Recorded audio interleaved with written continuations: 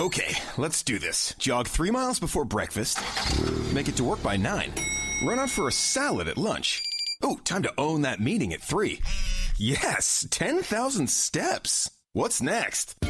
Fearless is not hitting snooze. That's the power of the Blue Cross and Blue Shield Federal Employee Program. With more healthy benefits and tools, no one does more to help you live fearless. Sign up at fepblue.org/action by December 14th. Blog Talk Radio. Hey, you are now tuned in to 110 Sports Talk.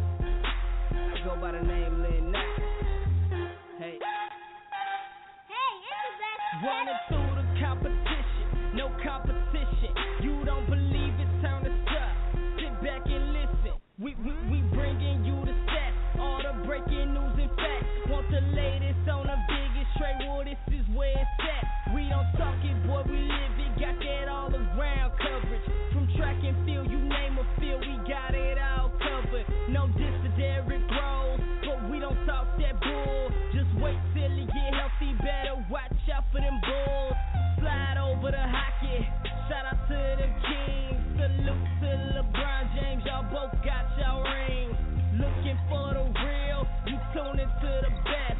The sportologist and Mr. CJ Sports is up next. Welcome to the 110 Nation Sports Show. I'm your host, Mr. CJ Sports. You can follow me at CJ Sports 1. You can follow the 110 Nation at 110 Nation on this delayed and shortened show. Yes, I had to go up into system stuff at work and got me caught up. So was unable to get things kicked off at 9 o'clock, but glad to be on here. The schedule got changed around because we were supposed to be at the Charlotte the Charlotte Speedway for the Big Boys, or the Bad Boys World of Outlaws final tour. They ended up getting rained out Saturday, so I had switched my schedule around so I could go to it, so that made it so I had to work this morning, so I was unable to do a show first thing this morning, and then myself nor Steve Gilmore was feeling good enough earlier to do rubbing his racing. I got to feel better, then I had to go up to work, so I had no choice but to feel better. And now we're going to knock the last hour of this out. So we got Patrick Taylor joining us here in a few minutes to talk NFL. Looking forward to doing that. Make sure you check out our site, www.the110nation.com. Check out our blog site, www.the110nationsports.com, for all the latest. Also, if you've not liked us on Facebook,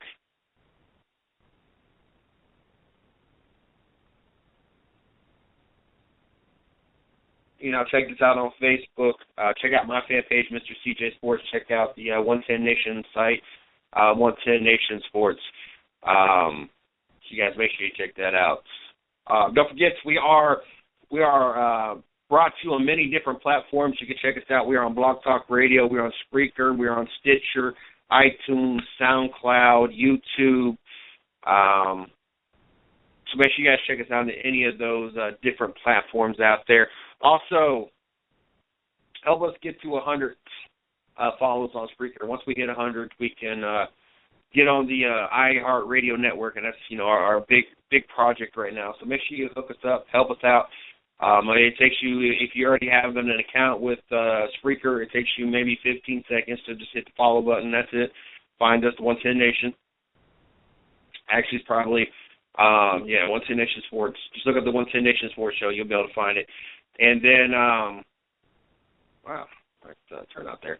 But also, if you don't have an account, all you got to do is just log in with the Facebook, and it takes maybe 30 seconds to do the whole process. It's really simple. I promise you. So make sure you guys check that out and help us out, and get these follows up, and so we can do some bigger and better things for the 110 Nation. Interesting week in the NFL. Very excited about having the opportunity to talk with Patrick, with all the interesting things we got to see. Just crazy. NFL. You think that you finally got it figured out, and you think that you finally know how the games are supposed to come out, and then you sit there and watch, and nothing.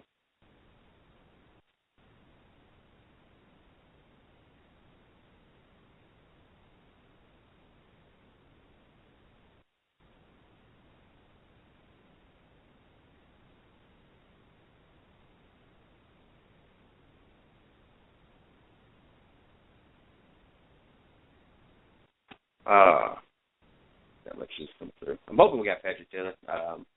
I messaged him, so I was kind of waiting on that, and I had messages come through, and I was hoping it was him, but that's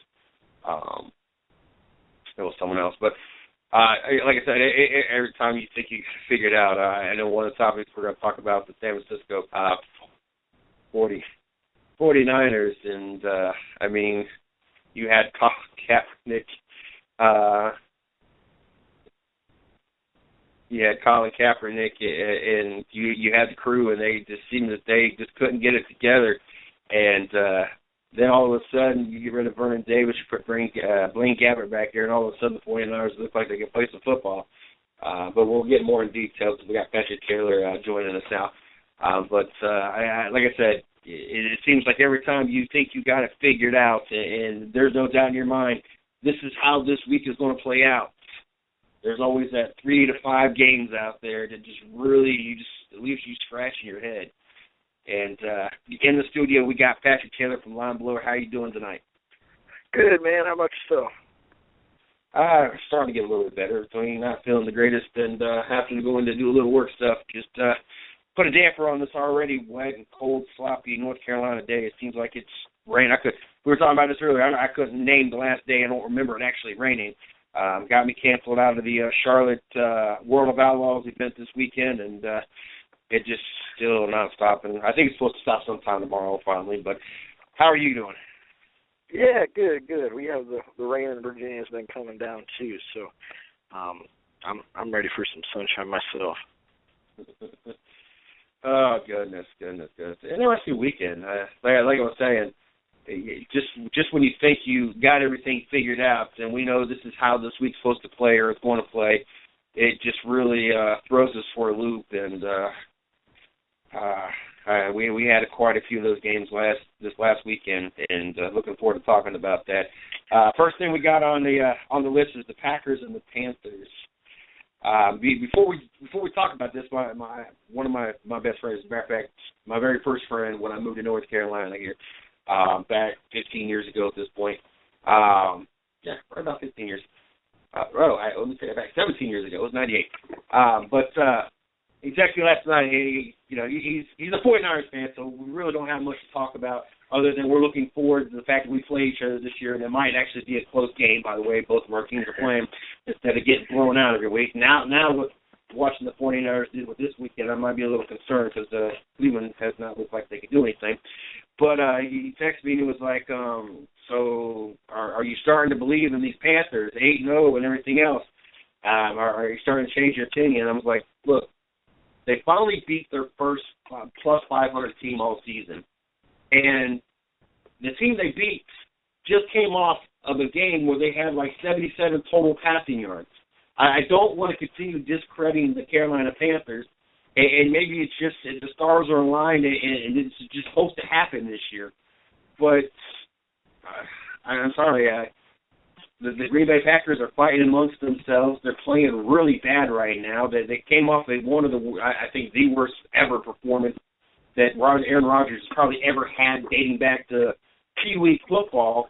And that's only plus 500 teams. So as much credit as I want to give them for being 8-0, and these are still 31 other professional teams, I know that they are favored out of the NFC at this point and viewed as being the best team in the NFC.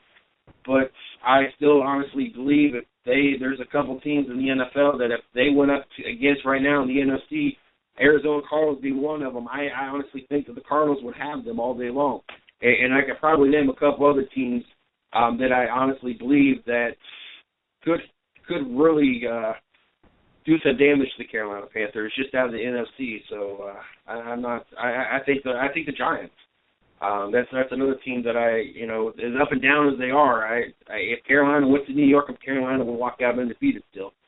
But we had an interesting game, and the police were involved after the game. I'm sure we're going to talk a little bit about that as well. But what did you think about this game? I know it was up and down, or it was Carolina was up, then Green Bay came back, and it was. Interesting game, man. I mean, Rodgers looked like himself. He had 369 yards passing, 4 touchdowns, but Cam Newton was pretty darn good too. I mean, he played very well. He made the plays when he needed to make the plays. But I think one thing, if we're going to really get picky with the Panthers, this is the second week we've seen them really surrender a big fourth quarter lead at home and just barely, pull it out there at the end. They were up 37-14 in the fourth quarter. I mean, for them to have to come down to Aaron Rodgers on the goal line there, missing an open Randall Cobb, it really shouldn't even have been that close. So they gave up a lot of points there in the fourth. They let Green Bay back in it. Rodgers gets some pressure on his face and doesn't see Cobb hit him. Panthers end up winning. So, I mean, really good teams find a way to win. Panthers have found a way to win, but their ability to sustain those leads and completely close them out and not leave those guys, leave teams on the hook there hanging, has to be a little concerning. Green Bay is kind of in a funk right now. I mean, I thought last week in Denver with the road and with that Denver defense and everything going on, I understood kind of how they fell apart there, but I thought they were going to come back with some resiliency, and that's really not how they came out. I mean, Carolina dominated them there until 10 minutes in the fourth when Rodgers and company kind of started really putting some pressure on them. But I mean, Panthers are 8-0. You're as good as your record says you are. Right now, they're probably looking to secure some home field advantage there in the playoffs and keep the momentum going. But you got to close games out, and you got to protect those leads. And in the last 2 weeks, even though they've won, they've surrendered big leads at home against teams that have a lot of issues going on internally. I mean, the Colts, even though they pulled out a victory, against the Broncos, which is another crazy thing, they're a team that was amidst tons of turmoil, and now Green Bay, a team that has a lot of things obviously going on inside their locker room that we might not have known in previous weeks. Were able to claw their way back in. So they got to figure out a way to really shut the door on teams. Otherwise, they won't be able to make a long run into the playoffs, and the teams will just be too good. Now, I know Cam Newton's name has been thrown in the topic of conversation as MVP, and I rightfully so, because you remove Cam Newton out of the whole equation, you're not 8-0 at this point. But I want to throw another name in there that is not going to get – it has no shot really at this point in getting it because of their record, and I don't think it should be necessarily a winning team that makes you the most valuable player.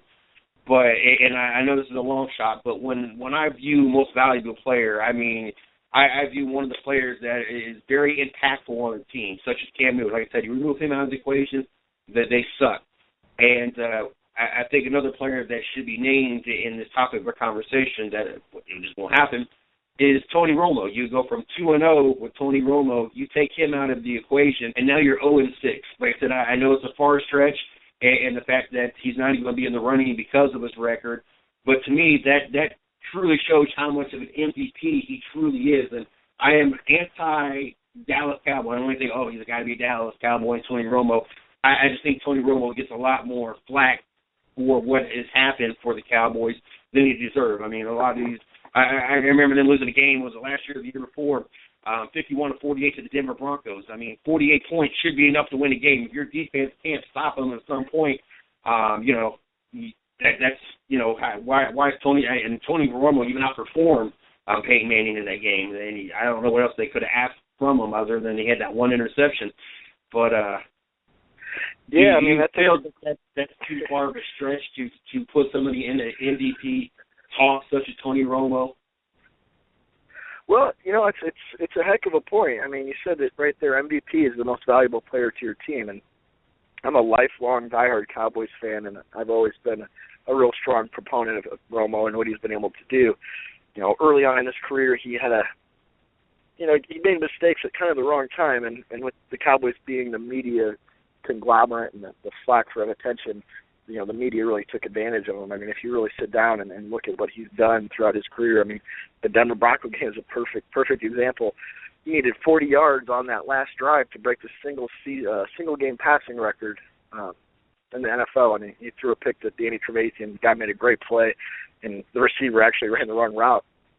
So in the end, it really wasn't completely his fault anyway, and it always gets kind of shifted to be his deal. But you look at what the Cowboys have done with Romo as their starter, and then you take him out. I mean, Matt Castle, he played well enough to win. The Cowboys kind of gave it up there at the end. But I mean, Brandon Weeden, he didn't win a game. Matt Castle hasn't won a game. You go back and look at all the backups they've had. I mean, John Titna was 4-5 as a backup on those teams, but that Romo would lead to 13-3, 12-4 seasons. So it'd be interesting to see if Romo comes back. I mean, there's still analysts out there that think when Romo comes back, the Cowboys won't lose a game, and so wouldn't it? I think the other thing that amazes me and how much flack he gets, especially from Cowboy fans, and here you have Troy Aikman, who's still worshipped, and they got that commercial that he's still living in the past. I think it was a Miller Lite commercial, whatever it is.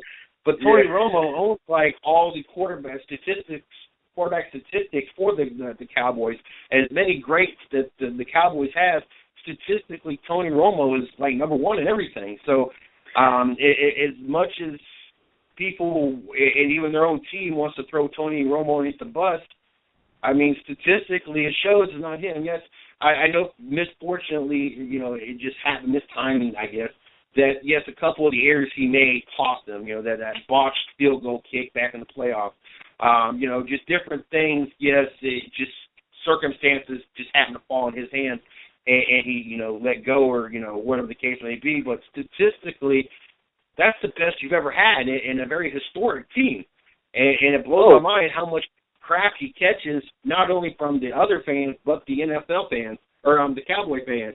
I posted something earlier today talking about a fan holding up a sign saying, "We miss you, Tony," and it's like, now you guys, appreciate what I do. You're exactly right, man. I mean, since 2010, he has 25 fourth-quarter comebacks, 29 game-winning drives. I mean, that is more than any other quarterback in that time span in the entire league. That's Peyton Manning, Tom Brady, you name it. He has more fourth-quarter comebacks than any of them. One thing that people, you throw that stat out there, you're like, wow, that's great. But that also means, he's been down 25 times in the fourth quarter and had to come back and win. That's not a very good testament to the team, the players surrounding you when your defense is giving up a lot of points, or your offense is making mistakes that maybe he's not completely responsible for. But to say he's not clutch is crazy, and you said it exactly right. The most valuable player, who's the most important, person on their team, and I think Tony, more than any other team in the league. I mean, maybe Tom Brady. I don't think the Patriots obviously are undefeated. Cam Newton, you make a great case. Without him, he's really made plays when they've mattered. But the Cowboys without Tony Romo are sitting atop the NFL draft next year if he, doesn't play the whole season. Now, I don't know how we drove this into a whole Tony Romo conversation, but I really don't care. How much does opinions change, one, if he wins a Super Bowl, and two, does that statistically, the only thing really off his resume. So, I mean, one, how much will opinions even change at that point for all the years that everybody said so much about him for one Super Bowl, and does that statistically make that much of it? Does that make or break his career? If he never wins a Super Bowl, will this be what we know him as, is what we, everybody speaks of him as, and then vice versa? If he wins a Super Bowl, does that wipe everything? Do we now no longer remember the pre-Super Bowl winning year conversations that everybody had about Tony Romo? I think it might for a year or two. I mean, I think with a Super Bowl win, Tony Romo is in the Hall of Fame without a doubt. I mean, when people look back on it. But look at the quarterbacks that have won Super Bowls and what it has done for their career. I mean, you have a guy like Joe Flacco. Nobody really, busts down on him for the Ravens, being as bad as they are this year. But he's in a smaller market. He has that Super Bowl ring on his finger, and there you go. You look at quarterbacks historically that never won a Super Bowl. Dan Marino, maybe one of the greatest quarterbacks to ever play the game, but he never won a Super Bowl. but he was also in a market that was in Miami where there's a lot of other things going on, whereas Dallas, you're on the front page of the New York Times and you play in Dallas, so everything's magnified in Big D. I think a Super Bowl win would definitely help him in a long-term sense of legacy, but just knowing how the Cowboys fans are and the Cowboys critics are, if he wins one, they're going to say, well, why didn't he, when's the second one coming? When's the third one coming? I don't really think people will ever really appreciate him until it's so far gone and, time has passed where they can look back and be like, holy cow, he really did do that. So pretty much there's no win-win situation for Tony Romo. Yeah, other than the fact that he gets, $100 million contract and has a beautiful wife, and gets to be the quarterback of the Dallas Cowboys. It's pretty cake on one end of the spectrum, but on the other, you play in the biggest stadium with the brightest lights. There's always going to be criticism. There always will be, because just like anything, negativity sells in the media better than heartfelt stories. If you put on CNN right now, I'm sure they're not talking about anything good. You look at political ads, it's all negative. So people like to have their opinion, and I think if he wins a Super Bowl, it'll validate some of those opinions. But really, with what he's done, if you look at the Cowboys and what they are without him, that should be validation to anybody that has a logical perception of sports. The success is right there, and the lack of success is there. But when you take the emotion and you take the star-studded aura of the Cowboys and the circus that it really is as well, because Jerry Jones knows that as well as anybody, the attention, even when it's bad, people tune into the Cowboys. I live in Virginia, and the Cowboys have been on TV. I haven't, had to leave the house to go watch a Cowboys game because they've been on every single week. Sunday night, game of the week, and on the NFC, and they're 2-4. It's pretty crazy, but that's what Jerry has wanted, and that's why he brings in the type of players he does. They might be able to perform, but man, they have some good storylines. Look at Greg Hardy, and that's just an unfortunate part of being a Cowboys fan, is that sometimes that's good and sometimes that's bad. But I think Romo deserves the validation at some point. I think he will get it, but I think it'll take some time for people to really, really appreciate what he was. You look at Cowboys quarterbacks. It took Dallas so long to find a guy like Romo where they could have stability at that position, and we're getting to the point now where Romo's not going to be around that much longer, and man, we're really going to wish we had him back, when he's gone. That's for sure. The grass is always a little greener on the other side, and unfortunately, we don't always appreciate what we have till it's gone. Yeah. One more thing I want to throw out here before we get back into talking about this Carolina and Green Bay game. Another quarterback that catches a lot of flack, especially the last couple of years, but set a record tonight and just a little bit ago. Jay Cutler threw for his 138th touchdown for the Chicago Bears. He broke Sid Luckman's record, which stood since 1943. It took Luckman 12 seasons to get to 137, while it took Cutler only 7 seasons with Chicago to hit that 138. So got to congratulate him. It's another quarterback that catches a lot of flack, probably a little bit more deserving than Tony Romo, especially his last couple of years. But a record that's been in Chicago's history since 1943, and we've seen a couple runs of very impressive Chicago Bears teams. So that's part of task. But it seems like they go through quarterbacks pretty frequently. And I think Jay Cutler is probably the longest quarterback I can remember being there for the longest time. So I don't think Jim McMahon in the Super Bowl 81-80, I don't think he made it that long. So it's hard to believe he's been there 7 years. That doesn't seem like it's been that long either. Isn't that crazy? You look at Cutler's a good example too, and you kind of pointed out maybe he does deserve a little more of the criticism that he receives. He's a guy that he's in another big city. I grew up in that city. 25 years of my life I spent there, and all my friends growing up were Bears fans, and I just couldn't stand the Bears. And I remember when they signed Cutler, I was like, wow, you guys finally have a quarterback. For the first time in your franchise history, you have a legitimate quarterback.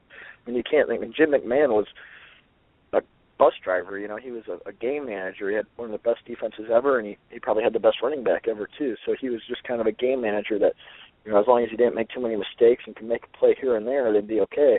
But Cutler, he has a rocket cannon of an arm. I think one of his biggest faults is that he just doesn't handle some of the criticism like he should. I think Romo learned at a younger age, having Bill Parcells as a coach, and Romo having just kind of a calmer demeanor, how he handles, some of the interviews. And a couple years ago in the NFC Championship game, Cutler went out with a knee injury, and he was kind of standing on the sideline, and he hasn't really helped himself out there. But I think if he's on a team that if he was on the Broncos right now, I think they're undefeated. I think he would outperform Peyton Manning at this point. I think he needs to scale back some of his gunslinging ways. But like Romo, some of those plays that are interceptions are also miraculous touchdown plays that keep your team in the game. So taking the good with the bad. Cutler's been through a lot of different systems, a lot of different coordinators have tried to change his game up. But, he's definitely I'd say top 12 quarterback. And if you're a top 12 quarterback in this league and you have enough pieces around you, there's no reason you can't win a Super Bowl. Look at the quarterbacks that have won them. It's pretty crazy to think some of the quarterbacks have won them. I've never been a big Russell Wilson. I say Trent Dilfer and Brad Johnson, two names that can stick out. They were even top 12, 15. Yeah. They got them some bling bling. So that's right. Green Bay is holding on, a great game, and then I'm not going to say controversy, but Cam Newton showed his unappreciation of a sign with the outline of the state of North Carolina, and it being Green Bay Packer colors with their emblem saying this is Carolina is basically Green Bay country, whatever, and ripped down the sign and the banner, and I guess it was an expensive banner, and pretty much said that, this is our house and you're not going to hang that stuff in our house. And I know some people have said that there's supposed to be rules or whatever that you're not supposed to, which people don't understand. If that's the case, then how, you get your stuff searched when you go in. So how did they walk in with a big banner? And it was not no small banner. And I've also seen reports that supposedly they had gotten approved before they put up. Who knows what to believe at this point. But what's your thoughts on that? Do you approve of what Cam Newton did? My whole thing is I understand this is my house, and I'd probably feel the same way. But that's also for what I've seen. Maybe I know one thing I saw mocking it is talking about a $500 sign, a banner. I don't know. I know banners ain't cheap, and it looked to be a very nice, expensive banner. So me being a fan and you rip my sign and take it, or, take my sign or whatever, I'd probably be pretty pissed too, especially if that's how much it costs. What are your thoughts on it? But let's say, I try to put it into lay people's terms, Let's say you have a big party at your house, and it's the Browns playing the Bengals, right? And you got all your friends come over, they're big Browns fans, and you do have that one buddy or that one guy who dates a girl that is a huge Bengals fan. He comes into your house, and halfway through the game, you decide to put a big sign up in your living room, that says "Go Bengals." I don't know about you, but I would be tearing that thing down right away. I think that's disrespectful. If the guy has an argument that his banner, I think it's $500 or whatever, Cam Newton, go ahead and send the dude a check and send him a couple game tickets. But I don't know. I think that fan should have known better. I've seen the Cowboys play in Chicago. I've seen them play in Green Bay. And I wore a Cowboys jersey, but I was at least respectful to the people around me, knowing that the majority of the people there are rooting against my team. But I just think that was a sign of disrespect, and I think it was kind of cool Cam Newton tore it down. Kind of shows the city that Cam Newton does love Charlotte. He does love being a Panther. He's not going to let somebody come into his house and hold up a North Carolina Green Bay Packer cheesehead sign in the end zone. So, yeah, if it was $500, I think Cam Newton could piss away $500 to make the fan happy. I think the fans kind of a little butthurt that the Packers went in and laid an egg and Cam Newton decided to tear his sign down. But, $500, Cam Newton send the dude a check and, I don't know, send him an autographed pair of shoes. I'm sure the guy would happily, take some memorabilia or something for it. Well, the whole scenario played out, a Bengals fan, I probably wouldn't took it as insulting because almost all my family is Cincinnati fans, and most of my friends are about 45 minutes to an hour from Cincinnati, 6 hours from Cleveland. So I dealt with more Cincinnati fans. If you came in with some Steelers garbage, then yes. There you go. Okay, there we go, Steelers. It brings me to another question before we even talk about the other incident that happened on the field. Could you date an Eagles, a Redskins, or a Giants fan? Could I date one? Yeah. I've never dated a Cowboys fan. Back home I dated a girl that was a huge Bears fan, and she knew her stuff, so I kind of respected it. I think I could. It just kind of depends. I think there's a respect level there where you don't cross the line. You know, you can root against each other, but there's certain things that shouldn't be said or certain actions that, you know, shouldn't be crossed. But man, I don't know, if she was an Eagles fan, I think she's flawed. You know, I hate the Eagles, so it hurts a little extra today. But there's three fans that I definitely couldn't date. I could not date a Michigan Wolverine fan being a Buckeye fan. I could not date a Steelers fan being a Browns fan. And because of Ardell moving the Cleveland Browns to Baltimore, I could not date a Baltimore Ravens fan. Those are three right there at the gate. If you pull for any of those three teams, I could never date you. And I know Shorty, she pokes at me because she knows I hate the Baltimore Ravens. And I'm all take the Baltimore Ravens. I like the Baltimore. I like the purple. You know, every once in a while she'll try to poke, even though she's bought nothing but Cleveland stuff for herself. But she'll poke at me about the daggone Baltimore Ravens and my bitterness still with that whole movement. But those three fans right there, they're off limits. Yeah. I don't even think I have many of those friends. I don't know though, man. I mean, if Beyonce was wearing a Sam Bradford jersey, I might be able to look past it.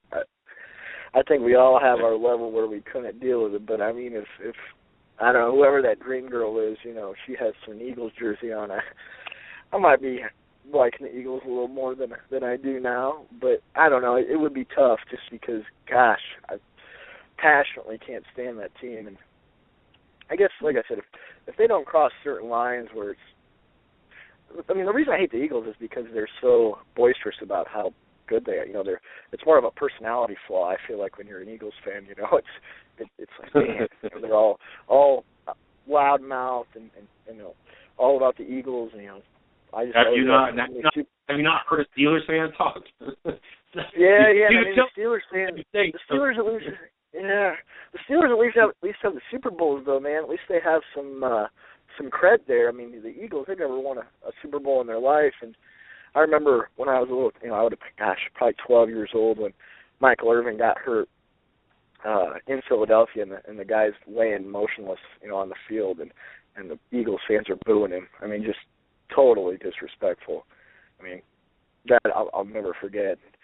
I don't know. It's just being a passionate sports fan. It would be tough. It would definitely be tough. Obviously, and speaking of hating other teams, obviously the bitterness between Carolina and Julius Peppers is not over with. Julius Peppers took the ball and threw it and wouldn't let Cam Newton have it to go give to the fans. And Cam Newton actually went and ran and got the ball to give to that lucky kid, which was really cool because I just saw on Facebook that the kid, his father just passed away. So, you know, it was kind of all, I don't think Cam Newton, I think it was just a random fan.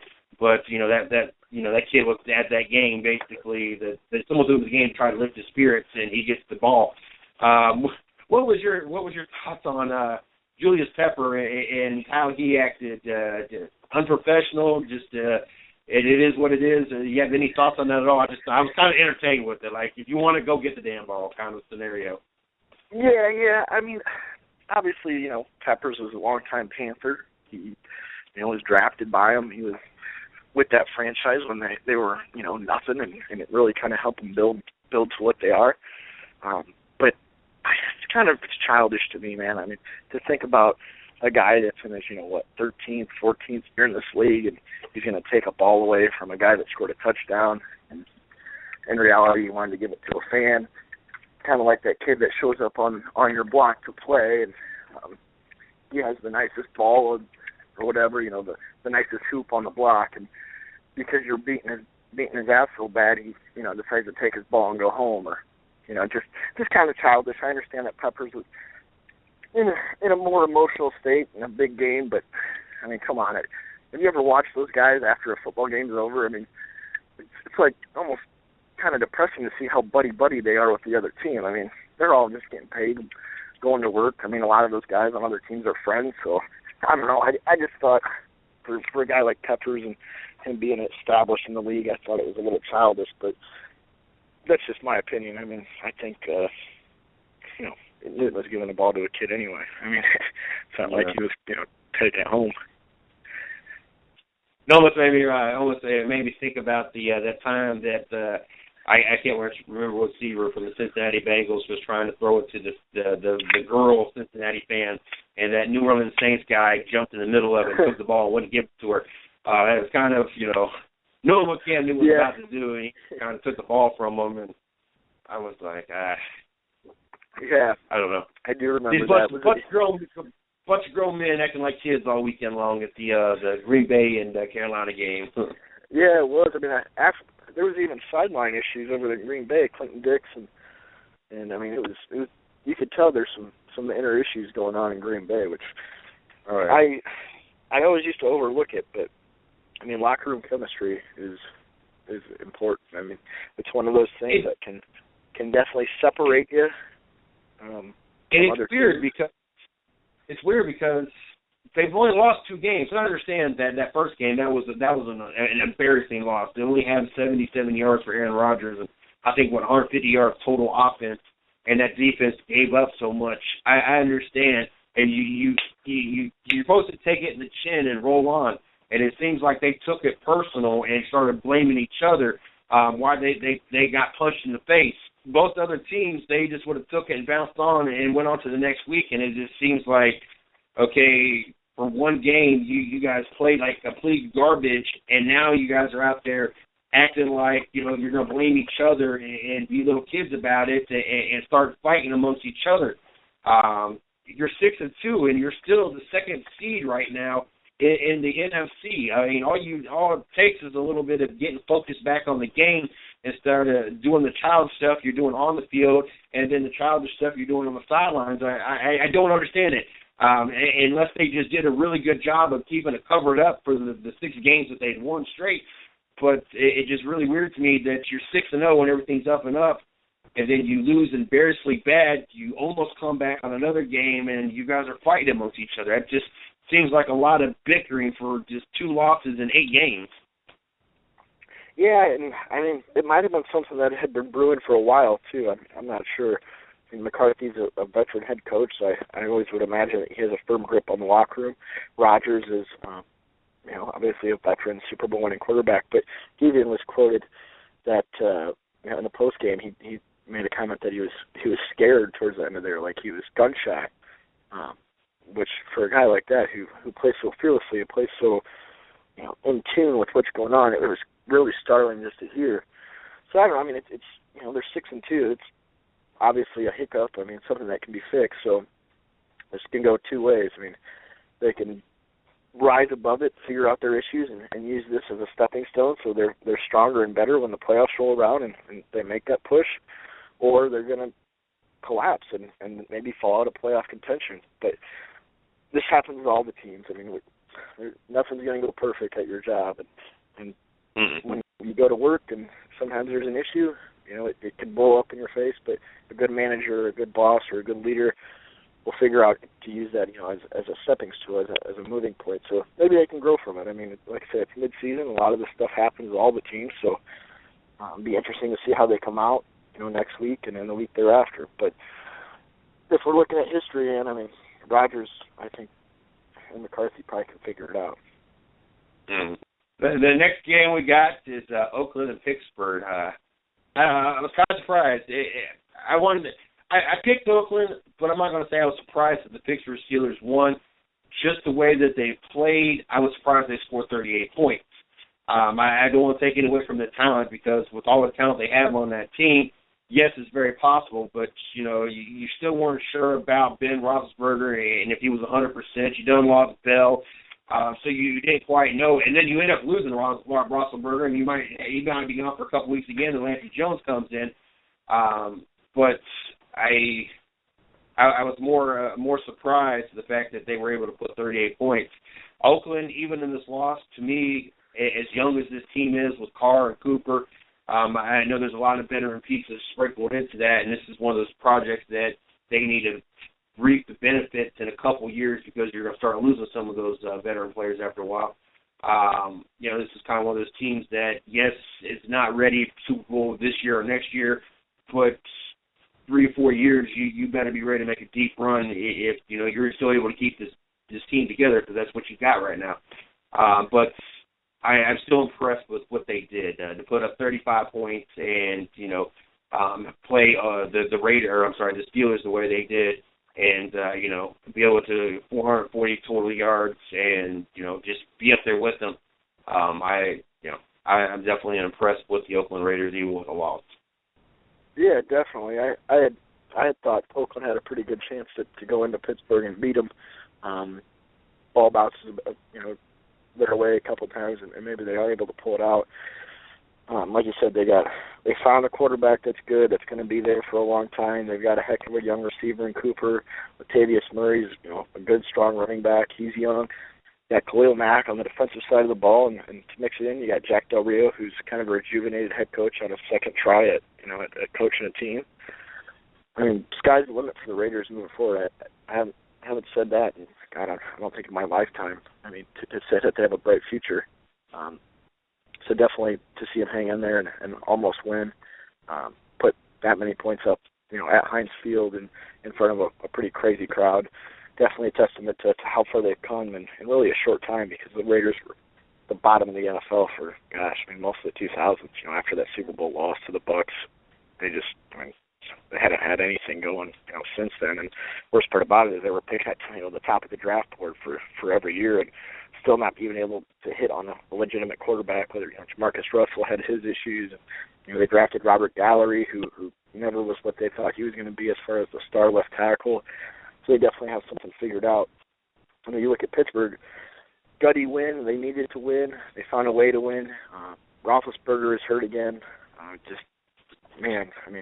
One of those teams that's in a position where they're right on the brink of being one of the top tier teams. But if Roethlisberger keeps not being able to play, they've already lost Le'Veon Bell, who really wasn't as missed as I thought it'd be. I mean, D'Angelo Williams had a great game. He's kind of found a rejuvenation there in Pittsburgh. But without Roethlisberger, but how many weeks do you think he can handle that workload?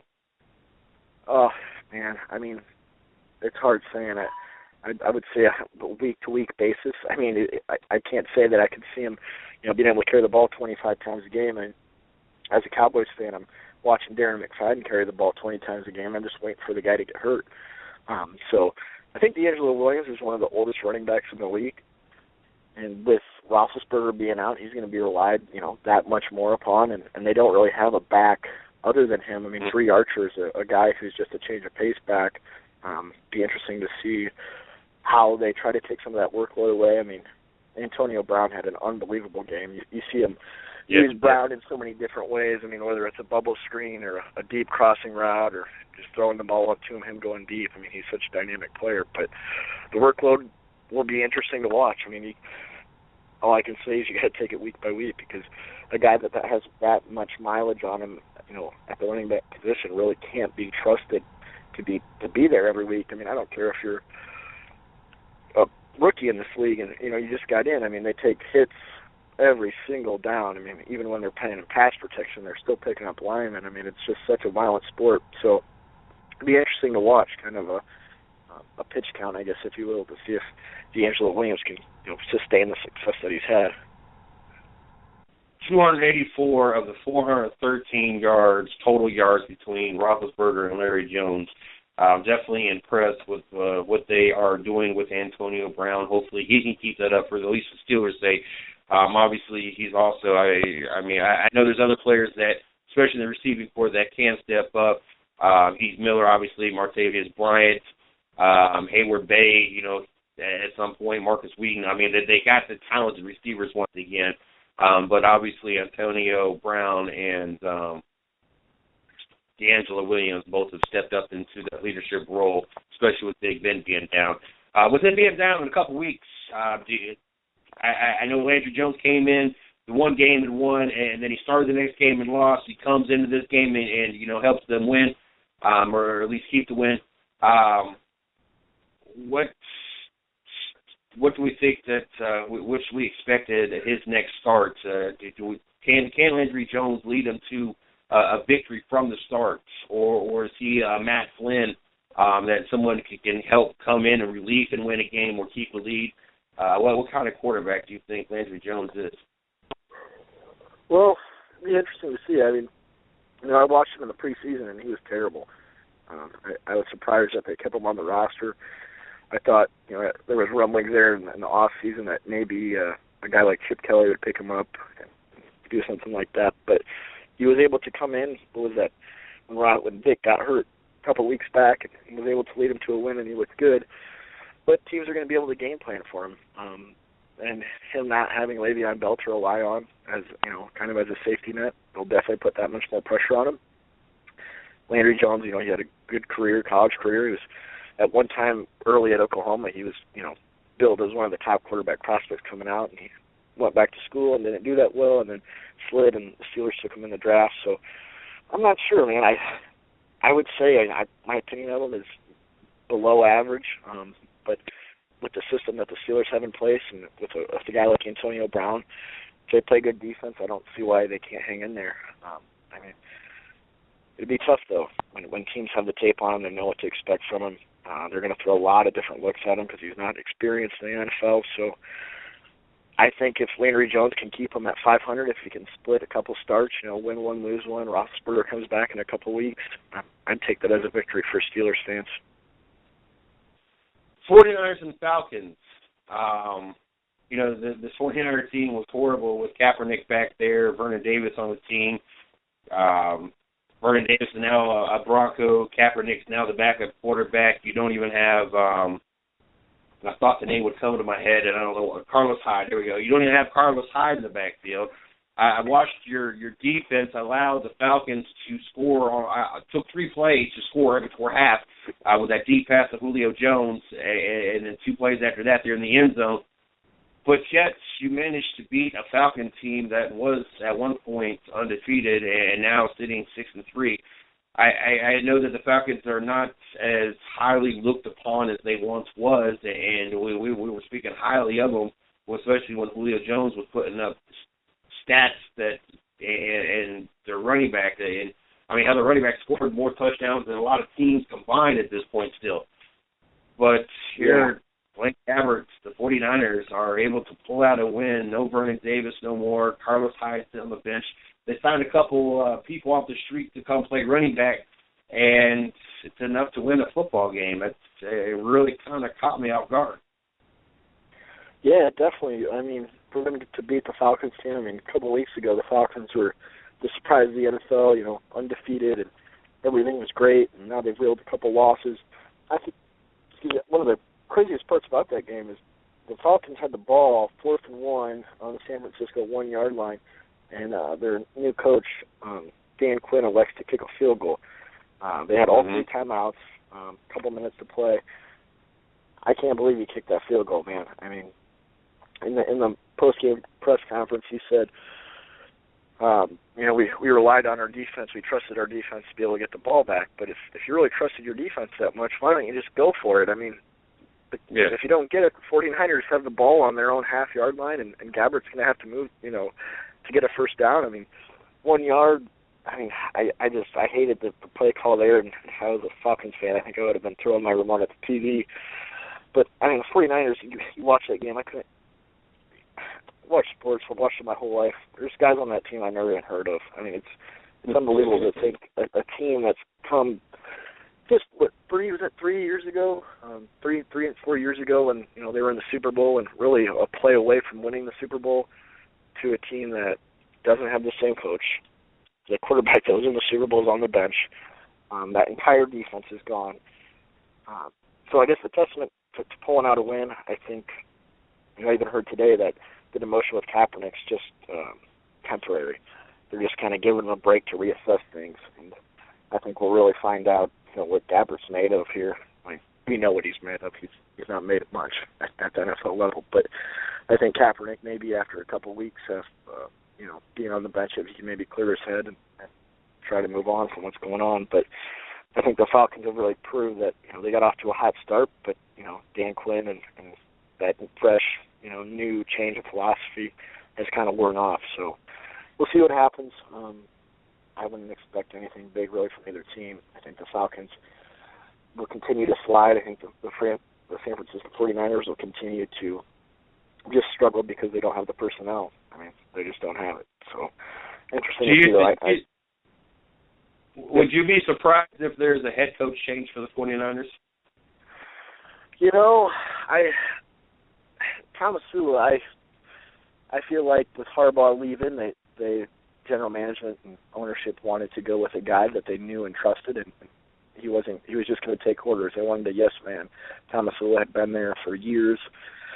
1 year, I would say normally no, but you look what happened in Tennessee. Wisenhunt was there for a year and 5 games, so if he really doesn't have command of the locker room, I wouldn't be surprised. Nothing would surprise me at a coaching change, especially if a real high market coach becomes available, whether it be a guy from the college ranks or a guy that is in the studio right now. If John Gruden wanted to get back into coaching, you don't think the 49ers would consider him? I do. Any of those types of guys, I think you'd have to consider. Look at what the Chicago Cubs, they had for 1 year manager, and Joe Madden becomes available, and they get rid of him, and they sign Joe Madden. So I think if it's a guy that's a big enough name with proven success, they wouldn't hesitate to get rid of Thomas Sula, because I think he was more of an interim guy anyway. I don't think he was anything to really, clamor about as far as him being a great coach or anything. He'd never been a head coach in the NFL, so. I lost my thought. What I was going to say. So I'm going to hold it up. What I was. Oh, you're good. I still don't remember what I was going to say. Let's jump on another game real quick, as our time's getting more and more narrow. Colts and the Broncos. Very interesting. A Broncos team that held Aaron Rodgers to 77 yards. This was the best team defensively in the NFL, and really, we had them as the second best team in the AFC because of their defense. And offensively, yes, I think we all could agree that Cincinnati could go toe for toe. You add Vernon Davis, and that defense, they allowed a Indianapolis Colts team that hasn't looked really that good at all year long kind of do what they wanted with them. And I was kind of shocked. 4-5 at the time, 3-5 Indianapolis Colts. Granted, it was only 365 total yards, but 27 points, and you won that game. You won that game. I would say pretty easily. I know it's a close score, and Denver could have won that game, but it wasn't. To me, it didn't seem to be that hard of a struggle for the Colts. The game might have stayed close all game long, but it just seemed that it was just kind of score for score when they did score. It wasn't nothing that was ever out of hand or seemed that the momentum had really ever changed. And so I was really surprised by the game. And then to lead, I don't understand what possessed somebody. Of course, he gets a 1-game suspension for poking at the eye of the other player. I can't think of the other player's name off the top of my head, but like grown men acting like kids. So what did you think about this game? But two, more so his actions on the field. And the severity of what that could have done. Yeah. First thing, the game itself, the Colts came out red hot. I think they found something that clicked there last week in Carolina when they were able to rally back, and they ended up losing. But I wondered if they could carry that momentum into this week, and they sure did offensively. I'll tell you, when I saw end of the first half, the Colts punt the ball away. There's like 4 seconds on the clock, and it just ceases to amaze me as smart as these NFL coaches are. I mean, why do you just not punt the ball out of bounds? I mean, you're up 17-0, and they punt the ball, and the guy returns it for a touchdown with no time on the clock. It kind of reminded me of that game a few years ago when the Giants, it was the end of the game, but the Giants punted to Deshaun Jackson, and he returned the punt with no time on the clock to win the game. And just, man, so it's 17-7 heading into half, and I'm like, man, that's just going to derail the Colts. The Broncos are going to come out and use that as momentum, and they did. They were able to kind of get back into it, but, man, the Colts started fast, and they were able to finish a game out for once, and they really hadn't been able to do that all year. Biggest thing I think for the Colts is that, Luck didn't throw any interceptions. They didn't turn the ball over at all, and they committed 4 penalties. So, played nearly perfect football. I mean, no turnovers, limited penalties. That's what it's going to take to beat a really good team. The Talib thing is just ridiculous. I mean, that guy has been, since he was, the Bucs drafted him high out of Kansas. He had all sorts of off-the-field trouble when he was in college. Bucs, pick him up. He has a gun charge, and he gets popped with, he has a drug charge. And basically, you're wondering if the guy will ever be able to, kind of get control of his life and use his talent and have a successful NFL career. But good old Patriots bring him in and kind of straighten him out.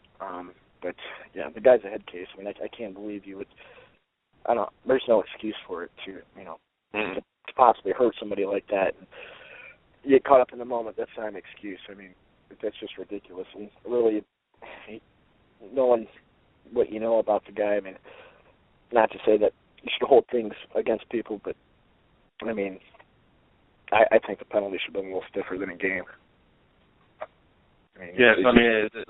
The severity of what could have happened. I mean, he could have seriously done damage to that eye. We watched Denver really suffocate Green Bay and then lose to Indianapolis. I think after the Green Bay game, a lot more people had more confidence in Denver than they did before the Green Bay game.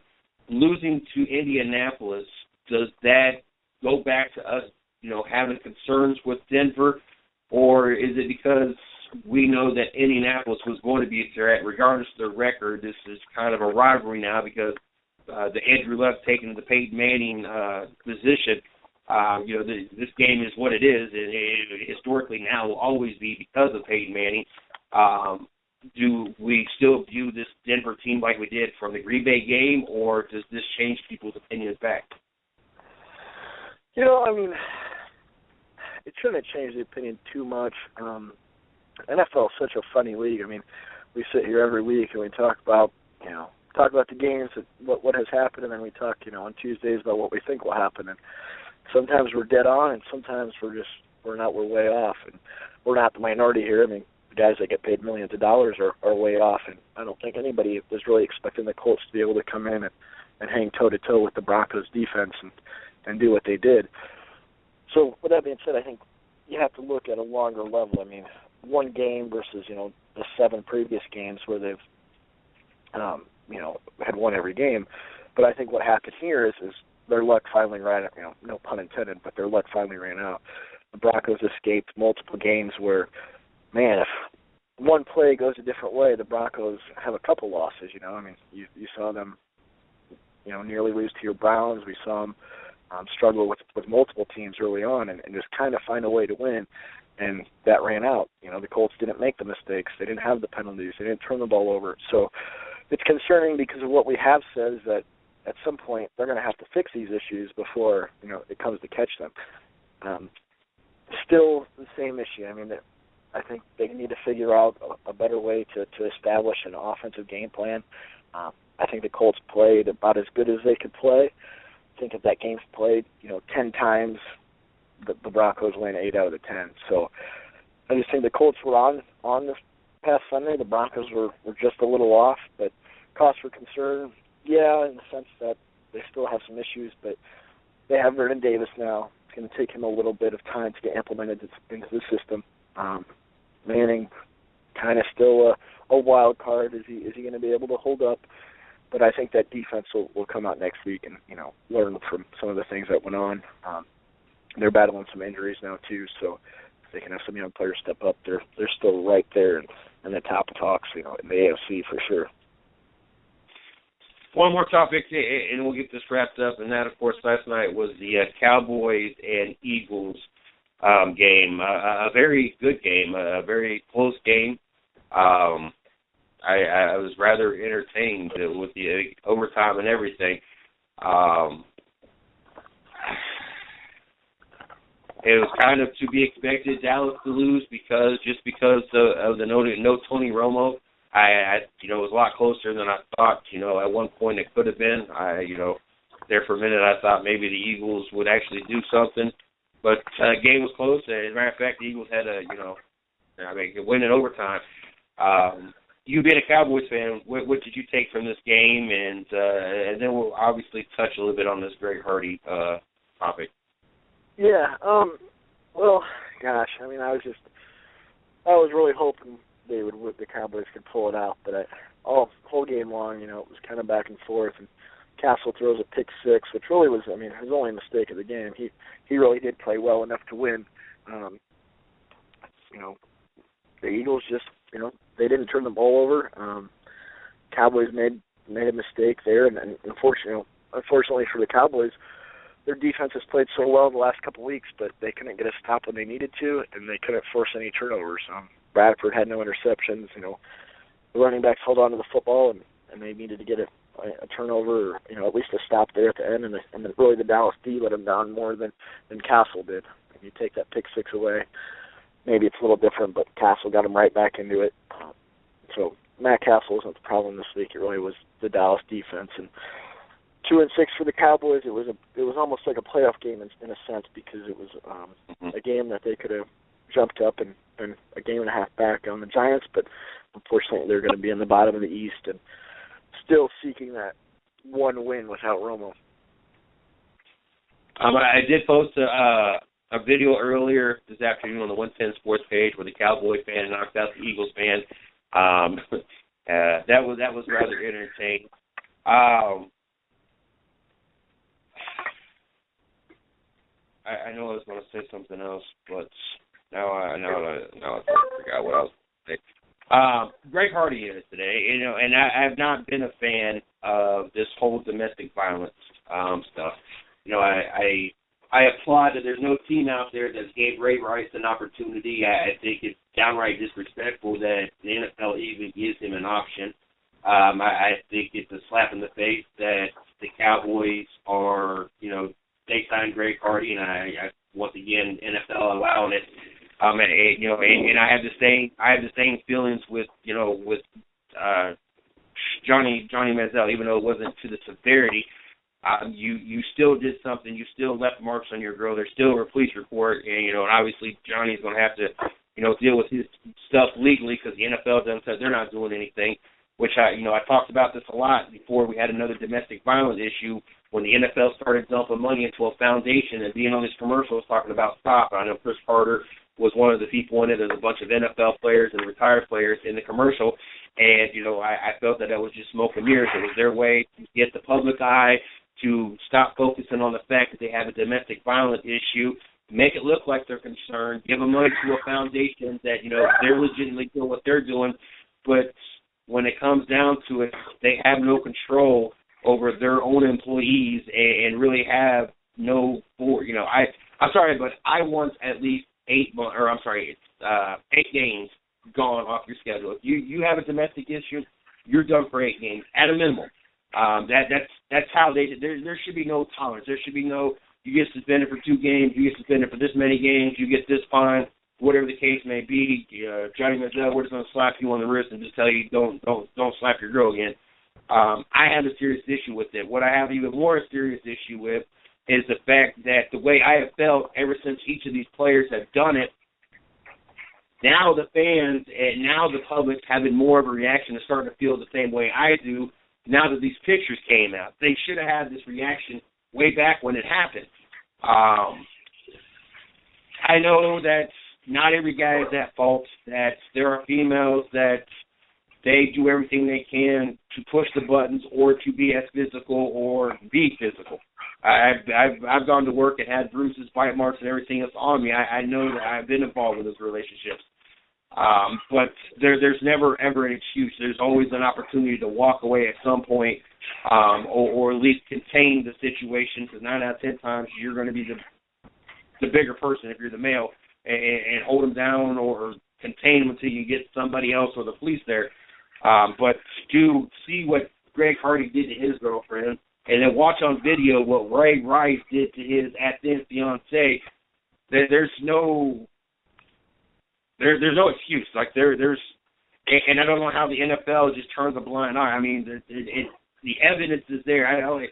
Here's the he say, she said, or there was one mark and there was a dispute, and okay, that's your 8-game suspension right there. You still shouldn't have done it. You should put yourself in a better position. You're a professional. You get paid millions of dollars. But these other players, especially Greg Rice, where you had the video footage, and yet he's still allowed to be in the NFL.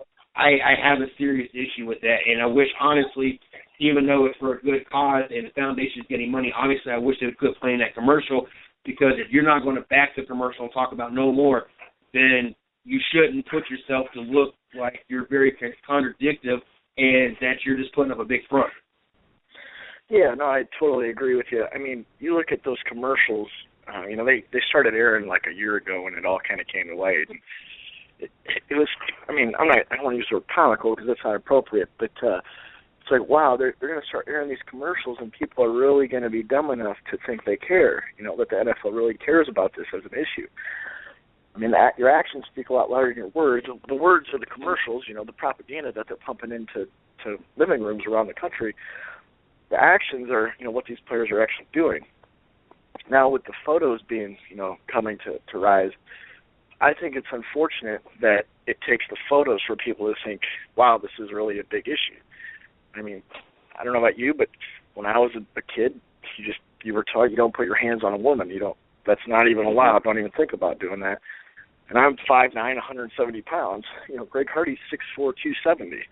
And Nicole Holder's a small, petite girl, and the pictures come out, and now everybody's up, in an uproar again. And I just think it's really unfortunate, one, that the NFL doesn't take it serious enough, but two, that it actually takes pictures for people to understand that this is, a serious issue. The NFL has at least changed the rules, and I think it's a 6-game mandatory suspension now. But, when Ray Rice and Greg Hardy, when that all went down, there wasn't any rules. I mean, it was all based on precedent. And that's when, Ray Rice gets slapped with the 2-game suspension, I think it was. Then the video comes out, and now it's a big deal. Now it's a big deal that, he hit a female because there's a video. Now that these pictures come out, it's a bigger deal for Greg Hardy. It was a bigger deal in the beginning. It's just nobody had listened. Nobody took it serious enough. So, to round out what I'm saying, it's unfortunate that it takes pictures and video for people to understand that that's a serious issue and to take light and really do something about it. I definitely agree, and like I said, I honestly think it's really an insult and a slap to every female to their face, especially if they've been domestically assaulted. And And what the new rule should be: if a guy wants to put his hands on a woman, he just has to get in the ring with Ronda Rousey, and you can find out what that's like. Most definitely. Oh, well, Lord. But in all seriousness, I would like to get in the ring with her as well. So.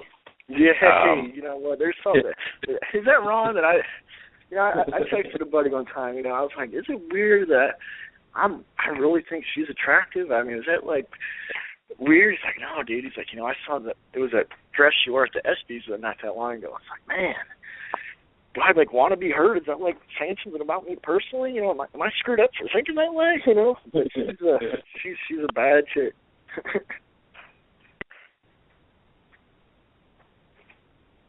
Oh, my goodness.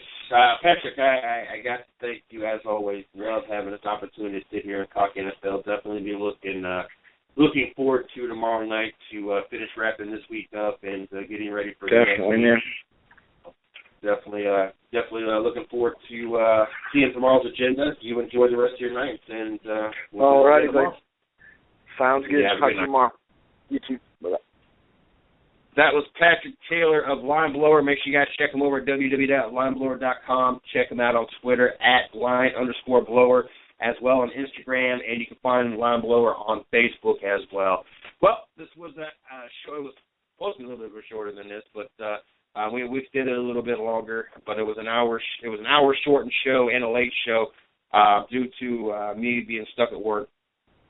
I had to go up there late and take care of a few things. It kind of got things backed up. But I look forward to be back tomorrow at 9 o'clock. Well, as a matter of fact, back tomorrow morning at 8 a.m. for the 110 Nation Morning Show. And then, obviously, tomorrow night at 9 o'clock for the 110 Nation Sports Show. Looking forward to the opportunity of doing that. Make sure you guys check us out on Facebook, my fan page, Mr. CJ Sports, the 110 Nation fan page, 110 Nation Sports. Also looking for, check us out on Twitter, my handle at CJ Sports 1, the 110 Nation, at 110 Nation. Don't forget, Monday through Wednesday, we got the 110 Nation Sports Show, 9 to 11 p.m. Eastern Standard Time. We got Racing with Big Sweat at 9 o'clock on Thursday nights. We got Revenants Racing at 7 o'clock on Monday. And then Monday through Friday, we have the 110 Nation Morning Show at 8 a.m. till 9 a.m. Thanks for everybody for tuning in. I look forward to talking to you guys tomorrow morning. Till then, you guys have a great night.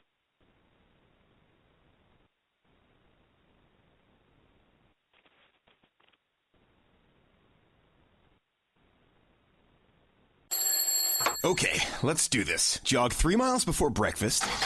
Make it to work by 9. Run out for a salad at lunch. Oh, time to own that meeting at 3. Yes, 10,000 steps. What's next? Fearless is not hitting snooze. That's the power of the Blue Cross and Blue Shield Federal Employee Program. With more healthy benefits and tools, no one does more to help you live fearless. Sign up at fepblue.org/action by December 14th.